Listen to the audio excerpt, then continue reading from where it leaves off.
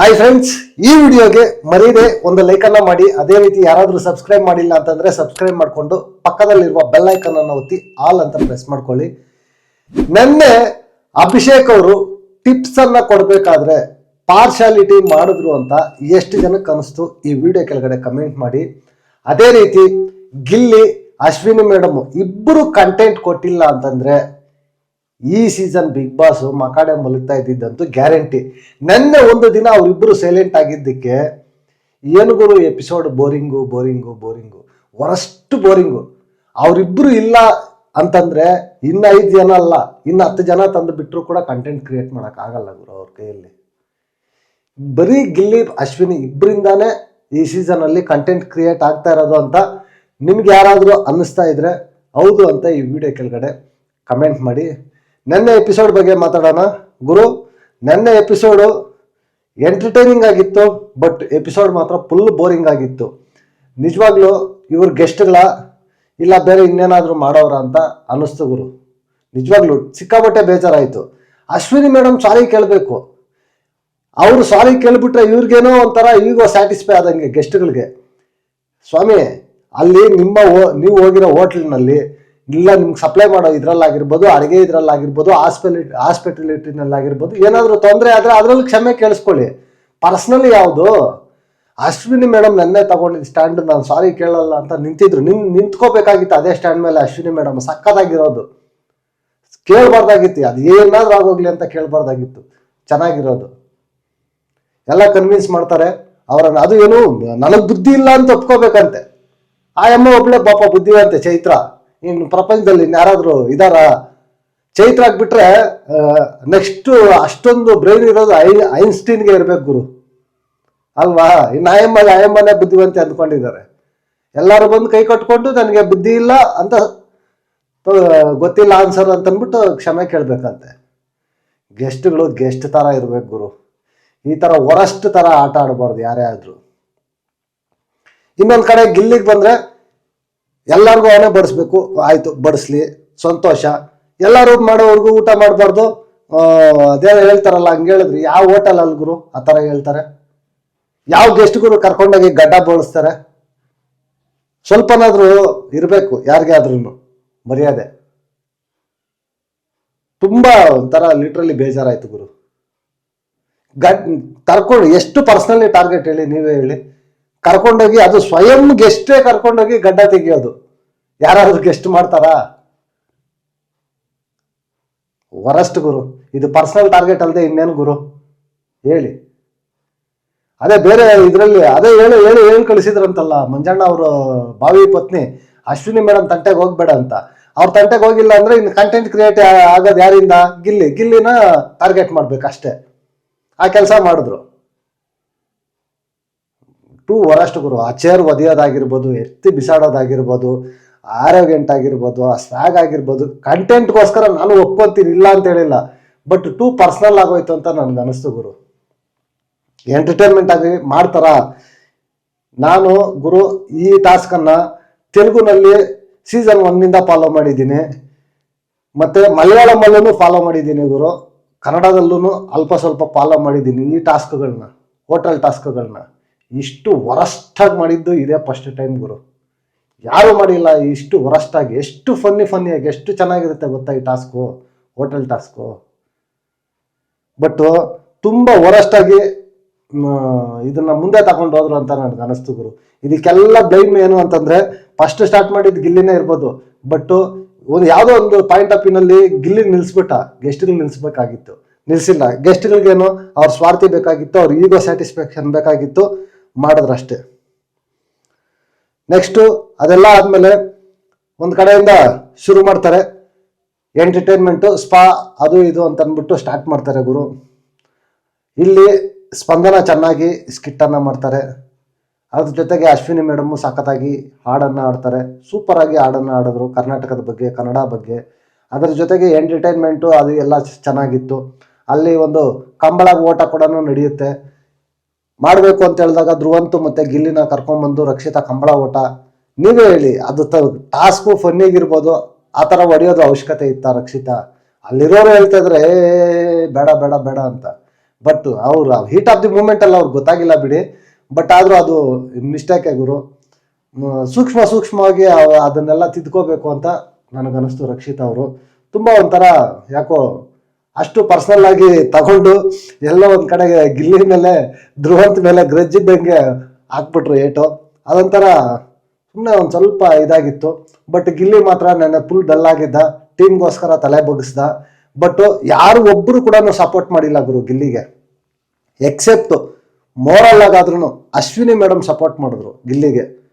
ನಾನಿದ್ದೀನಿ ಏನೇ ಇದ್ರು ನನ್ನ ಹತ್ರ ಹೇಳ್ಕೊ, ಟ್ರಿಗರ್ ಆಗಬೇಡ, ಮಾತಾಡು, ನೀನು ಕೂತ್ಕೋಬೇಕಾದ್ರೆ ನಾನು ಸರ್ವ್ ಮಾಡ್ತೀನಿ, ನೀಟಾಗಿ ಮಾತಾಡಿದ್ರು. ಟೂ ಗುಡ್ ಅಂತ ಅನಿಸ್ತು ಗುರು. ನೆನ್ನೆ ಎಪಿಸೋಡಲ್ಲಿ ಮಾತ್ರ ಅಶ್ವಿನಿ ಮೇಡಮ್ಮು ಚೆನ್ನಾಗಿ ಆಟ ಆಡಿದ್ರು ಗುರು. ಯಾರೇನೇ ಅಂದ್ಕೊಂಡ್ರು ನನಗನ್ಸಿದ್ದು ಆನೆಸ್ಟ್ ಒಪಿನಿಯನ್ ನಾನು ಹೇಳ್ತಾ ಇದ್ದೀನಿ, ಚೆನ್ನಾಗಿ ಆಟ ಆಡೋರು. ಬಟ್ ಗೆಸ್ಟ್ಗಳಿದಾರಲ್ವಾ, ಬಿಡ್ಬೇಕಲ್ಲ ಗುರು, ಸುಮ್ಮನೆ ಕೆದಕ್ತಾ ಇರ್ತಾರೆ. ಏನು ಮಾಡಿದ್ರು ಕೂಡ ಒಂಥರ ಓವರ್ ಆಗಿ ಮಾಡ್ತಾ ಇದ್ರು ಅಂತ ನನಗೆ ಅನಿಸ್ತಾ ಇತ್ತು. ಅದ್ರ ಜೊತೆಗೆ ಬಿಗ್ ಬಾಸು ಇನ್ನು ಬಿಟ್ಟರೆ ಅಲ್ಲೇ ಬಿಗ್ ಬಾಸ್ ಒಳಗಡೆನೆ ಮದುವೆನೂ ಮಾಡ್ತಾರೆ, ರಿಸೆಪ್ಷನ್ನು ಮಾಡ್ತಾರೆ, ಎಲ್ಲ ಮಾಡ್ತಾರ ಇದ್ದಾರೆ. ಮಂಜಣ್ಣಗೋಸ್ಕರ ಒಂದು ಸ್ಟೇಜನ್ನು ಕ್ರಿಯೇಟ್ ಮಾಡಿ ಎಲ್ಲಿ ಪರಿಚಯ ಆದರು, ಏನು ಪರಿಚಯ ಆದರು ಅದ್ರ ಬಗ್ಗೆ ಮಾತಾಡಿ ಅಂತ ಅದೊಂದು ಸ್ಪೆಷಲ್ ವೇದಿಕೆ ಅಟೆನ್ಷನನ್ನು ಕೊಡ್ತಾರೆ. ಚೆನ್ನಾಗಿತ್ತು. ಬಟ್ಟು ಇನ್ನೂ ನೀಟಾಗಿ ಚೆನ್ನಾಗಿ ಮಾತಾಡ್ಬೋದಾಗಿತ್ತು ಮಂಜಣ್ಣ ಅನಿಸ್ತು. ಬಟ್ ಅಷ್ಟೊಂದು ಎಫೆಕ್ಟಿವ್ ಆಗಿ ಮಾತಾಡಲಿಲ್ಲ ಅಂತ ನನಗನ್ನಿಸ್ತು. ಅದಾದಮೇಲೆ ನೆಕ್ಸ್ಟು ಗಿಲ್ಲಿ ಒಂದು ಮಾಡೆಲ್ ಆಗಿ ರೆಡಿ ಆಗಿ ಬರ್ತಾನೆ ಗುರು. ಅಲ್ಲಿ ಗಿಲ್ಲಿ ರೆಡಿ ಆಗ್ತಾ ಇರೋದು ರಘುವಣ್ಣಗೆ ತಡ್ಕೊಳಕ್ಕಾಗ್ತಾ ಇಲ್ಲ, ಒಂಥರ ಇನ್ಸಲ್ಟ್ ಆಗಿದೆ. ಬಟ್ ಅಂಥದ್ರಲ್ಲಿ ಸ್ಪೋರ್ಟಿವ್ ಆಗಿ ತಗೊಂಡು ಗಿಲ್ಲಿ ಮಾಡ್ದ ಗುರು. ಟೂ ಗುಡ್, ಸೂಪರ್ ಅಂತ ಹೇಳ್ಬೋದು ಗುರು. ಸಖತ್ತಾಗಿ ಮಾಡ್ದ. ಬಟ್ ಆದರೆ ಆ ಫೋಟೋ ಶೂಟ್ ನಡಿಬೇಕಾದ್ರೆ ತ್ರಿವಿಕ್ರಮ್ ಜೊತೆ ಹಿಂದೆ ಕುತ್ಕೊಂಡು ಧನು ಮಾಡಿದ ಕಾಮೆಂಟ್ಸ್ ಗುರು, ನಿಜವಾಗ್ಲೂ ಲಿಟ್ರಲಿ ಬೇಜಾರಾಯಿತು ಗುರು. ಆದರೆ ಅವ್ರ ಕೈಲಿ ಆದರೆ ಮಾಡಬೇಕು, ಇಲ್ಲ ಅಂತಂದ್ರೆ ಮಾತಾಡಕ್ಕೆ ಹೋಗ್ಬಾರ್ದು. ಧನು ಇದನ್ನು ಬಿಡ್ಬೇಕು ಗುರು. ಹಿಂದೆಗಡೆ ಕುತ್ಕೊಂಡು ಕಪಿಚಷ್ಟೇ ಮಾತುಗಳನ್ನ ಮಾತಾಡೋದು ಬಿಟ್ಬಿಡ್ಬೇಕು. ಏನಾದರೂ ಇದ್ರೆ ಡೈರೆಕ್ಟಾಗಿ ಮಾತಾಡಲಿ. ಅವ್ರ ಸೊಂಟ ಹೆಂಗಾದ್ರೂ ಇರಲಿ ಗುರು, ಅವ್ನ ಸೊಂಟದ ಮೇಲೆ ಏನಾದರೂ ಬರ್ಕೊಂಡಿರ್ಲಿ ಗುರು. ಅವ್ನ ಟಾಸ್ಕ್ಗೋಸ್ಕರ ಮಾಡ್ತಾ ಇದ್ದಾರೆ, ನೀನೇನು ಮಾಡ್ತಾ ಇದ್ದೆ ಕುತ್ಕೊಂಡು ಹಿಂದೆ? ಸಿಕ್ಕಾಪಟ್ಟೆ ಬೇಜಾರಾಯ್ತಪ್ಪ ಧನು. ಈ ಒಂದು ವಿಚಾರದಲ್ಲಿ ಮಾತ್ರ ತಿದ್ಕೋಬೇಕು ಗುರು. ಹಿಂದೆ ಮಾತಾಡೋದು ತಿದ್ಕೋಬೇಕು ಧನು, ಇಲ್ಲ ಅಂತಂದರೆ ಅವ್ರ ಗೇಮ್ ಅವರೇ ಸ್ಪಾಯಿಲ್ ಮಾಡ್ಕೊತಾರೆ. ಅದಾದಮೇಲೆ ನೆಕ್ಸ್ಟು ಗಿಲ್ಲಿ ಎಂಟರ್ಟೈನ್ಮೆಂಟ್ ಗುರು. ಮುಂಗಾರು ಮಳೆ, ಅದನ್ನು ಟ್ಯಾಲೆಂಟು ಇಲ್ಲ ಗೊತ್ತಾಗುತ್ತೆ ಗುರು, ಯಾವ ಆಸ್ತಿನೂ ಅಲ್ಲ ಅಂತ. ಸ್ಪಾಂಟೇನಿಯಸ್ ಆಗಿ ಎಷ್ಟು ನೀಟಾಗಿ ಡೈಲಾಗ್ಸನ್ನು ಕ್ರಿಯೇಟ್ ಮಾಡಿ ಬಿಗ್ ಬಾಸ್ಗೆ ಸೂಟ್ ಆಗೋ ಥರ ಸಕ್ಕದಾಗಿ ಎಂಟರ್ಟೈನ್ಮೆಂಟ್ ಮಾಡಿದ ಗುರು. ಸೂಪರ್, ಅದು ವಿತ್ ಎಮೋಷನ್ನು ಸಕ್ಕದಾಗಿ. ಟೂ ಗುಡ್ ಅಂತ ಹೇಳ್ಬೋದು. ಗಿಲ್ಲಿ ಮಾತ್ರ ಆ್ಯಕ್ಟಿಂಗಲ್ಲಿ ನೆಕ್ಸ್ಟ್ ಲೆವೆಲ್ ಗುರು. ಸಕ್ಕದಾಗಿ ಒಂಥರ ಮೈಂಡ್ ಬ್ಲೋಯಿಂಗ್ ಇದು ಅಂತ ಹೇಳ್ಬೋದು. ಸೂಪರಾಗಿ ಗಿಲ್ಲಿ ಏನೇ ಇದ್ರು ಕೂಡ ಆ ಮುಂಗಾರು ಮಳೆದಾಗಿರ್ಬೋದು, ಬೇರೆ ಡೈಲಾಗ್ ಆಗಿರ್ಬೋದು, ಸಕ್ಕದಾಗಿ ಇದು ಮಾಡ್ದ.